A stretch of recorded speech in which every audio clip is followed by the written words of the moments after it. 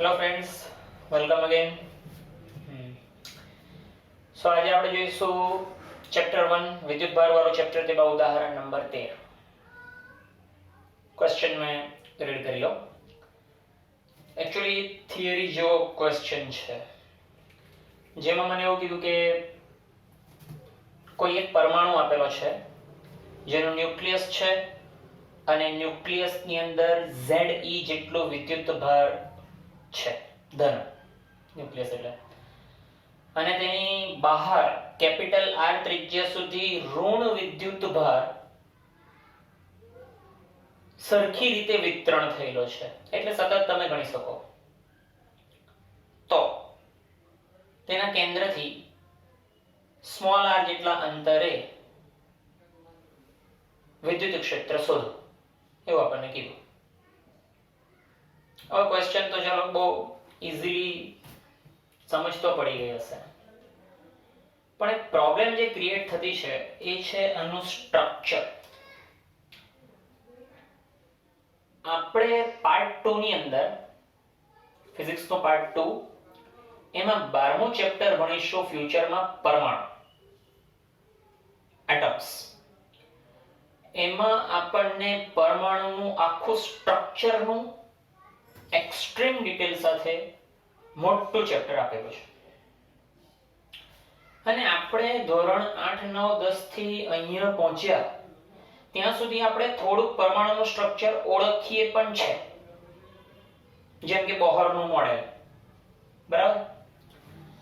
બોહરના મોડેલમાં કોઈ પણ પરમાણુ હોય એનો એક સેન્ટર પાર્ટ જે એકદમ નાનો હોય પરંતુ ખૂબ ઘનત્વ ધરાવે, એટલે કે એવું કહી શકાય કે 99% જેવું દળ પરમાણુનું એ એના કેન્દ્ર પર હોય, જેને આપણે ન્યુક્લિયસ કહીએ છીએ. અને આ ન્યુક્લિયસની અંદર ધન વિદ્યુત ભારિત પ્રોટોન અને ન્યુટ્રન્સ, એટલે કે વિદ્યુત ભાર વિહીન ન્યુટ્રોન્સ હોય છે, એવું આપણને ખબર છે. બીજું માહિતી આપણને વધુમાં એવી ખબર છે કે ઇલેક્ટ્રોન જે છે એ number of electron same as a number of proton in nucleus. ગુજરાતીમાં જો વાત કરીએ તો બાહ્યતમ કક્ષામાં પેલા ભ્રમણ કરતા ઇલેક્ટ્રોનની સંખ્યા એ તેના કેન્દ્રમાં રહેલા ન્યુક્લિયસની અંદરના પ્રોટોન જેટલી હોય, જેને તટસ્થ પરમાણુ કહીશું. પણ એક વસ્તુનું નોલેજ આપણને પહેલેથી છે, જેને કહેવાય કક્ષા, એટલે કે ઇલેક્ટ્રોન એની અલગ અલગ કક્ષાઓમાં ભ્રમણ કરે છે. આ વાત આપણને ખબર છે. તો પ્રશ્ન આવો કેવો બનાવ્યો આપણા માટે અત્યારે? આપણા પ્રશ્નમાં તો આપણને એવું કીધું કે આપણો જે ઋણ વિદ્યુત ભાર છે એ બહાર, એટલે કે આ કેન્દ્રની બહાર આ રીતે સમાન રીતે વિતરિત થયો. આ બધા નેગેટિવ છે. તો આપણને પ્રશ્ન થાય કે હારા એમ કેમ કરે? કક્ષાની વાત કરતા અને આવી રીતે છૂટા કેવી રીતે? એમાં જ કઈ અધર્યા રખડ્યા કરતા કે વચ્ચે? તો આપણે એ ચેપ્ટરમાં, એટલે કે 12મું ચેપ્ટર જ્યારે ભણીશું તો એની શરૂઆતની અંદર આપણે અલગ અલગ વૈજ્ઞાનિકોએ શરૂઆતના સમય દરમિયાન જે પરમાણુ મોડેલની કલ્પના કરી એની ચર્ચાઓ કરીશું, જે ફ્યુચરમાં આપણે 12મા ચેપ્ટરમાં ભણીશું. પણ એક બ્રીફ ઇન્ટ્રોડક્શન આપું કે જ્યારે પહેલા આપણી પાસે માઇક્રોસ્કોપ કે એવું કંઈ નહીં હતું, ઇલેક્ટ્રોન માઇક્રોસ્કોપ બી, તો એનું સ્ટ્રક્ચરને ઓળખવું મુશ્કેલ હતું. એટલે શરૂઆતના તબક્કાઓમાં જે અલગ અલગ વૈજ્ઞાનિકો આવ્યા એમને પોતાના હિસાબે પોતાના તર્ક લગાવેલા કે પરમાણુ મોડેલ આવું હોવું જોઈએ, તેવું હોવું જોઈએ, આ પ્રમાણેની વાતો કરેલી. તો એમાં જે થોમ્સન પહેલા આવેલા ને એમને જે પરમાણુ મોડેલ આપેલું એ મોડેલનું નામ પડેલું પ્લમ પુડિંગ મોડેલ. આપણે ત્યાં એને ઓળખવામાં આવ્યું તરબૂચ મોડેલ. તો કહેવાનો મતલબ એમને એવો હતો, હા તરબૂચ, વોટરમેલોન. તો કહેવાનો મતલબ એમને એવો હતો કે જેવી રીતે તરબૂચની અંદર તરબૂચના બિયા ગમે તે પેટર્નમાં રેન્ડમલી ગોઠવાયેલા હોય, એની કોઈ પેટર્ન નથી હોતી. આપણને ખબર છે તરબૂચના બિયાની કોઈ પેટર્ન નથી હોતી. જેમ સફરજનની પેટર્ન છે કે એક્ઝેક્ટલી વચ્ચે કઈ જગ્યાએ તેના બિયા આવશે. જમરૂખ કાપીએ તો જમરૂખના બિયાની પેટર્ન આપણને અંદર દેખાય, પણ તરબૂચની કોઈ પેટર્ન નહીં આવે. તો એમણે એવું કીધું કે તરબૂચમાં જે રીતે તરબૂચના બિયા જે રીતે ગમે તેમ રેન્ડમલી હશે, એવી રીતે પરમાણુમાં વિદ્યુત ભારો આવી રીતે રેન્ડમલી હશે. પરંતુ એમણે માપદંડ આપ્યો કે જે પરમાણુનો ક્રમ ખરો એટલે કે એની ત્રિજ્યા એ 10⁻14 મીટરના ક્રમની છે. આટલું કીધું, સક્સેસફુલ કીધું, એમના હિસાબે કીધું. પછી જેમ જેમ જેમ જેમ ફ્યુચરમાં રધરફોર્ડ બીજા વૈજ્ઞાનિક આવીને એને વધારે સચોટ બનાવે, એમનાથી આગળ પછી નીલ્સ બોહર આવે, એ એને આવીને ઓર પરમાણુ સ્ટ્રક્ચરને રિફાઇન કરે. 12મા ચેપ્ટરમાં એ બધું જોઈશું. ઇન શોર્ટ, આ રધરફોર્ડનું મોડેલ છે એવું સમજીને ચાલો, જેમાં અત્યારે તમે કક્ષાઓ જોતા નથી. Simple, that's it. હા, તો ચાલો હવે આપણા સમ ઉપર આવી જઈએ. તો ફરીવાર એકવાર ક્વેશ્ચનને જોઈ લઈએ. ક્વેશ્ચન એવો હતો કે પરમાણુ છે તેમાં સેન્ટર પાર્ટને ન્યુક્લિયસ કીધું, જેના પર મારો વિદ્યુત ભાર એટલે મેં એને નેમ આપું છું Q+, જે છે Ze. હવે આનો મતલબ શું? Z એટલે પરમાણુ ક્રમાંક. એટલે કે ક્રમાંકની વ્યાખ્યા કંઈક એવી હતી કે ન્યુક્લિયસમાં રહેલા પ્રોટોનની સંખ્યાને પરમાણુ ક્રમાંક કહે છે. તમે બીજી બી વ્યાખ્યા આપી હશે, એનો પરમાણુમાં ડિસ્કસ કરીશ પાર્ટ 2 માં. ઇલેક્ટ્રોનની સંખ્યા પર આધારિત બધી ચર્ચા ત્યાં કરીશું. અત્યારે સિમ્પલ. તો અંદર જે નંબર ઓફ પ્રોટોન્સ છે ખરા એને આપણે Z કહીશું, અને એને ગુણાકાર કર્યો 1.6 10⁻−19 વિદ્યુતભાર સાથે, એટલે સેન્ટરનો કુલ ધન વિદ્યુતભાર મળી ગયો. કુલ ધન વિદ્યુતભાર. અને આ બાર સાઈડે જે બ્લુ કલરનું આપણે માઈનસ બતાવ્યું, એને આપણે કહી દઈએ કે ભાઈ એ છે Q માઈનસ ટોટલ આખું વિતરણ. સિમ્પલ. હવે ક્વેશ્ચનમાં એવું પૂછે, કેપિટલ આ તો ત્રિજ્યા છે, તો સ્મોલ r જેટલા અંતર પર વિદ્યુત ક્ષેત્ર કેટલું? તો આ છેલ્લી થિયરી યાદ આવવાનું ચાલુ થઈ ગયું. ગોળાનું વિદ્યુત ક્ષેત્ર ગોળા પર, ગોળાની અંદર, ગોળાની બહાર. હા, એટલે જોયો, જો ની વાંચી હોય કે ની સમજી હોય તો પહેલા જોયો. કવચ પહેલા જોજો, બેવ મૂકેલી છે. કવચ પહેલા જોજો, ગોળો એની સાથે કનેક્ટેડ છે એ પછી જોજો, પછી આના પર આવજો. ઓકે? તો એકોર્ડિંગ ટુ ધ થિયરી આપણે 3 સેક્શન વિચારવાના છે: ગોળા પર, ગોળાની અંદર, ગોળાની બહાર. ચલો, તો એકોર્ડિંગલી ધેટ 3 સેક્શન મેં પહેલા ડિઝાઇન કરી દઉં મારી આકૃતિમાં. મારી આકૃતિમાં કદાચ આ એવું લાગે કે કલર મિક્સ અપ થાય તો અલગ કલરથી એનો ઝોન આપી દઉં છું. આ બને છે મારું અંદર, પર ઉપર ડ્રોઈંગ નથી કરતો, બ્લેક કલર જ છે પોતે, એટલે આ હશે ગોળાની બહાર. આખું નથી ડ્રોઈંગ કરતો, જસ્ટ એને બતાવી દઉં કે હા ભાઈ આ મારા માટે r' જે મેં થિયરીમાં લીધેલું, અને અંદર માટે આ જે મેં થિયરીમાં લીધેલું. તો ચલો પહેલા સ્ટેપ બાય સ્ટેપ ફોલો લઈએ. પહેલા બહારથી ચાલુ કરી દઈએ, પછી અંદર જઈએ. આપણે બંને કેસમાં એવું જ કરેલું છે. તો આ વખતે શબ્દ લખીએ પરમાણુ. પરમાણુની બહાર નંબર 1 સેક્શન. એટલે તમે એક કેસ એવો કહી શકો કે તમારો સ્મોલ r જે છે એને તમે ગ્રેટર ધેન કેપિટલ R લખી દો. તો એ કિસ્સામાં આપણે બહારની ત્રિજ્યા r' લીધી આકૃતિમાં, એટલે આપણે યુઝ કરીશું r'. પરંતુ પેલો યાદ હોય તો બ્લેક કલરનો આલેખ બનાવેલો, તેમાં છેલ્લે બધું r જ કીધેલું હતું મેં. એટલે કેન્દ્રથી અંતર ટૂંકમાં સ્મોલ r જે છે તે ટોટલ તો વાત છે જ, પણ આકૃતિને આપણે થોડી સરળ બનાવવા બે નામ આપી દીધા, r અને r'. ઓકે? તો વિદ્યુત ક્ષેત્રને લાવવા માટે આપણે ફ્લક્સનો યુઝ કરતા, ઇન્ટિગ્રેશન કરતા, EdA કરતા is equal to sigma q by epsilon 0 કરતા. ચાલો, ઇન્ટિગ્રેશન EdA cos 0 કરતા હતા. અહીંયા દાખલો ચાલુ થયો. સિગ્મા q એટલે કે ઘેરાયેલો કુલ વિદ્યુત ભાર, બૈજિક સરવાળો. હવે ઘેરાયેલો કુલ વિદ્યુત ભાર મેં એવું કહી શકું કે મારો જેટલો પ્લસ વિદ્યુત ભાર છે અને જેટલો ઋણ વિદ્યુત ભાર છે તેનું ટોટલ થાય. અહીં આકૃતિમાં નીચે અહીંયા લખીએ, અહીં પરમાણુ તટસ્થ છે. તટસ્થ છે એટલે જેટલો Q+ નું મૂલ્ય છે એટલું Q- નું મૂલ્ય છે. જેટલા પ્રોટોન એટલા ઇલેક્ટ્રોન. એટલે તમે કહી શકો કે ભાઈ આ જેટલો Ze પ્લસમાં છે એટલો -Ze આ છે, અને એપ્સિલોન 0 ના હિસાબથી 0. આ બાજુ જો તમે cos ને પેલું 1 કહેતે અને e ને બહાર કાઢી મૂકતે અને ઇન્ટિગ્રેશન EDA કરતે, તો જે કંઈ બી તમે સંકલન કરતે 4 pi r2, તો એ છેદમાં જ જવાનું હતું, પણ લખવું હોય કોઈકને તો સારું લગાડવા r ડેશ નો વર્ગ, જે ટોટલી છેદમાં જ જવાનું. એટલે E0 બરાબર 0.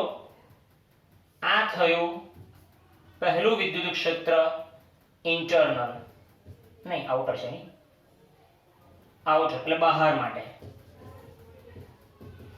થઈ ગયું. એક સેક્શન પૂરો કર્યો સક્સેસફુલી. સેકન્ડ સેક્શન પર આવીએ, ગોળા પર માટે. નંબર 2 અથવા પરમાણુ પર. પરમાણુ ની બાહ્ય સપાટી માટે. તો એ પણ કહી શકાય કે small r is equal to capital R લઈ શકો છો. એક્ઝેક્ટ બ્લેક કલર પર આપણે આવી ગયા. જોઈ શકાય છે કે જેટલો ઘેરાઈ ગયો તે તો હજુ અંદર જ છે ને. તમે તમારી આ ગાઉસિયન પૃષ્ઠની રિંગ જેવી બહાર કાઢી, રિંગ કે સ્ફિયર જેવી અત્યારે તમે વિચારો તે, તો એ જેવી બહાર કાઢી તો અંદર ઘેરાતું તો બે જ હતું ને, ન્યુક્લિયસ બી અંદર હતું અને માઇનસ બી અંદર જ હતું ને. તો તમે અહીંયા કર્યું તો આ જ બિઝનેસ તો આના પર થવાનો, બ્લેક લાઈન ની બી અંદર જ છે ને. તો જોઈ શકાય છે કે પાછું Q+ બરાબર Q- છે જ. Therefore automatically E is equal to 0 છે જ પર, એટલે પરમાણુની સપાટી પર. હવે લખતો નથી, સમજી જવાનું. ક્લિયર? એટલે બંને માટે મને શૂન્ય વિદ્યુત ક્ષેત્ર મળી ગયું છે. એની ઇફેક્ટ શું? તો કે પરમાણુ આઇસોલેટેડ થઈ ગયો, એ બાકીના બીજા પરમાણુ ઉપર એની અસર નથી કરતો. એમ બહારની સાઈડે કોઈ બીજો પરમાણુ હે ને એના જેવો જ લેટેસ્ટ સ્ટ્રક્ચરમાં પરમાણુઓનું ઝુંડ હે ને બધા, એમ તો એ પેલા બીજા ઉપર અને બીજો આના ઉપર અસર નહીં કરે. આયન બને તો જ, પેલી કક્ષામાંથી ઇલેક્ટ્રોન ઉછાળે ને એવું બધું કરે તો જ. એ બધું આપણે ત્યાં જોવાના 12મા ચેપ્ટરમાં પરમાણુમાં આયનીકરણ શક્તિ, સ્થિતિમાન, બધું જાત જાતનું આવે. વાંચ second part. Number 3. Now the tough one. અંદર માટે. પરમાણુની અંદર માટે એવું કહી શકાય કે સ્મોલ r નાનો છે કેપિટલ R કરતા. યસ, એટલે અહીંયા તમારે ફ્લક્સ જનરેટ કરવું પડશે. formula flux is equal to integration, again EDA integration is equal to sigma q by epsilon 0. simple is that. પાછું એકવાર cos વાળું આવું બધું કરવાના છીએ આપણે, જો યાદ કરજો. સંકલન E ડોટ નીકળી ગયું અને આ ગુણાકારનું ટપકું છે, આ ડોટનું ટપકું છે, cos 0. સાયન્સ વાળાને સમજ પડશે પાછું આ ડોટ અને ગુણાકારનું ટપકું. હવે સિગ્મા ક્યુ.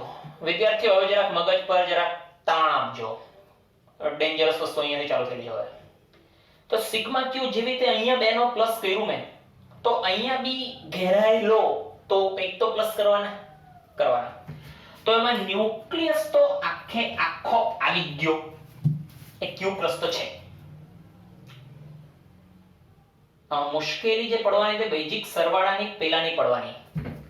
તે બેઝિક સરવાળો મેં કરું q માઈનસ, જે q માઈનસ મારું ઘેરાયેલો વિદ્યુતભાર જે મેં પૃષ્ઠ ધાર્યું આ માઈનસ q.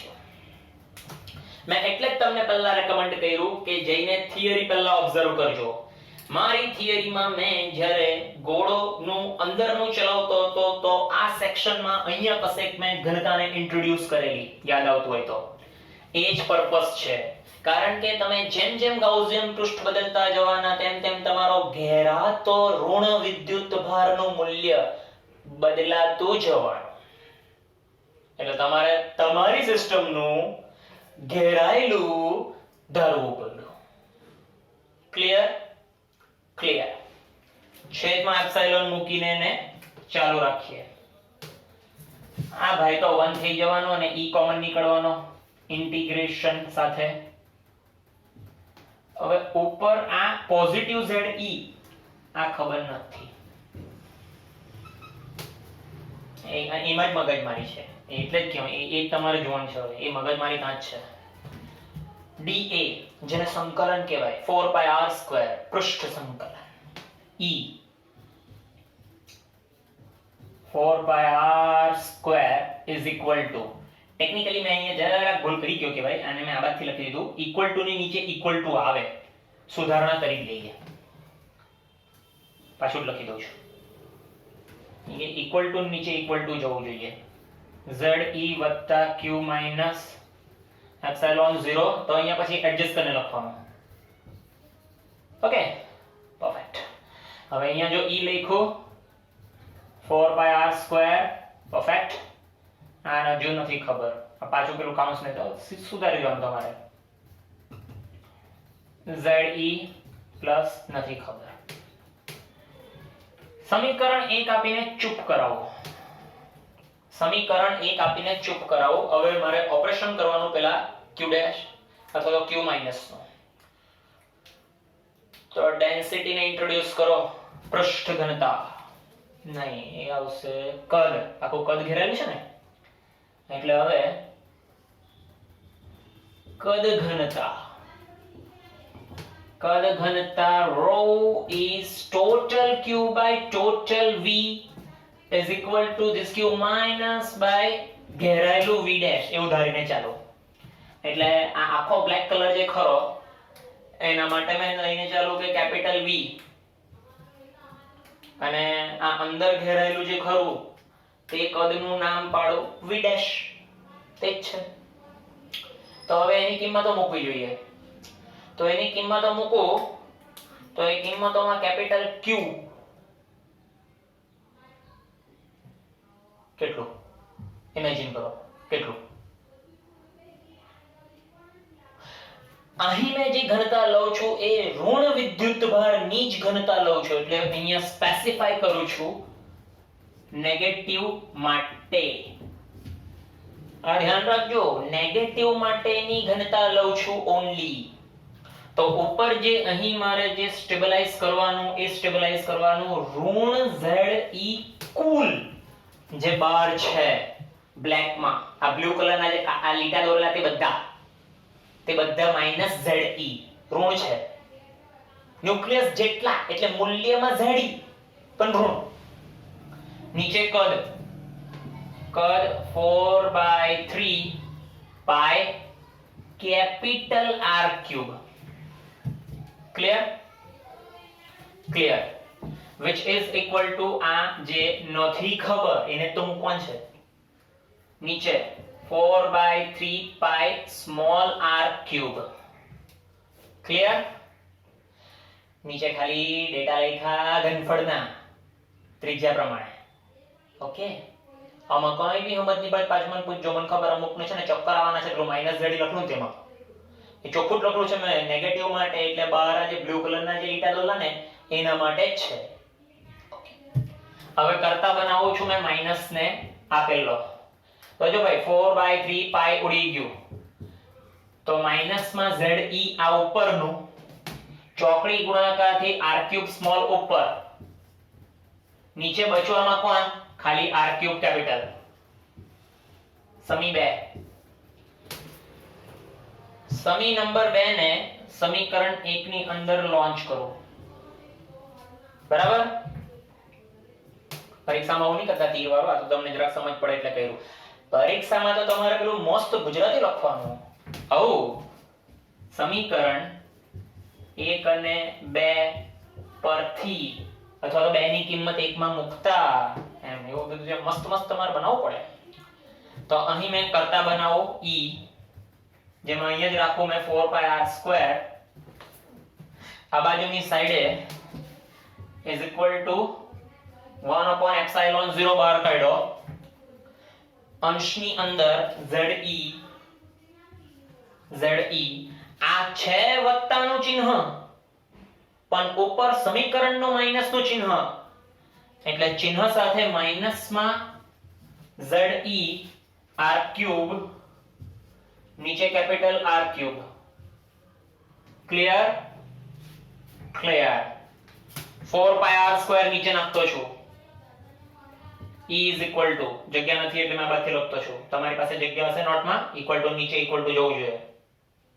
આ નીચે ગયો તો જો અંશની વાત કરું તો ZE કોમન નીકળે, તો ZE કોમન 4π નીચે જવાનું, r²b નીચે જ લાવ્યો, અંદરની સાઈડે બચવામાં ખાલી 1 માઈનસ આ તો ગયો એટલે આ r³. હવે આ r² ને છેદમાં લઈ જાઉં તો આ વિદ્યુત ક્ષેત્રનું સમીકરણ આવવાનું ZE એપ્સિલોન પર ગયો આવે એટલે 4πε0. ઓકે, તો નીચે લખી દઉં 4πε0. k લખો હોય તો બી ચાલે, અંશમાં k લખો હોય તો બી ચાલે. આ r² અંદર ચાલ્યો એટલે 1/r², અને આના છેદમાં જતે તો 2 ઉડાવી કાઢતે એટલે માઈનસમાં એકલો r ના છેદમાં ક્યુબ. આન્સર જબરજસ્ત છે. હા, તો ગણિતની માયાજાળ છે છેલ્લા તો ખાલી કેસ પરમાણુની અંદર જ તમારા માટે થોડો હેવી બન્યો. કવર તો મેં કર્યું છે એટલે આ વિડિયોને પોઝ એન્ડ બેક કરીને આગળ જઈને પાછો બેક કરીને આગળ જઈને જુઓ. પછી જ્યાં પાછી તકલીફ લાગતી હોય ફિઝિકલી પૂછવું હોય તો એ પછી મને પૂછજો. બરાબર? બીજું, ચોપડીને જોવાની હિંમત જો તમારામાં હોય ને ભાઈ તો તમે જોજો, બાકી ચોપડી જોઈને તમને ચક્કર આવે એની ગેરંટી મેં. આ જે સ્ટ્રક્ચર મેં બનાવેલું છે એ સુપાચ્ય પચી જાય. ટ્રાય કરવું હોય તો કરી લેજો. આઈ થિંક બેસ્ટ મેથડ છે. બરાબર? Signing of. બીજો બનાવો.